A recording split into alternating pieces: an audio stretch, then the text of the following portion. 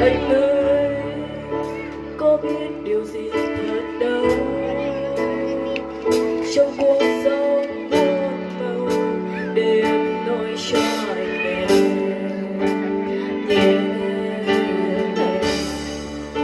Rằng nơi em đã từ lâu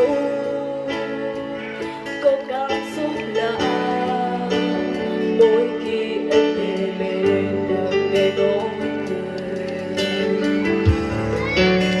Mình đã biết nhau từ lâu nên em chẳng nói ra hết những lời này. Giờ anh nghĩ mới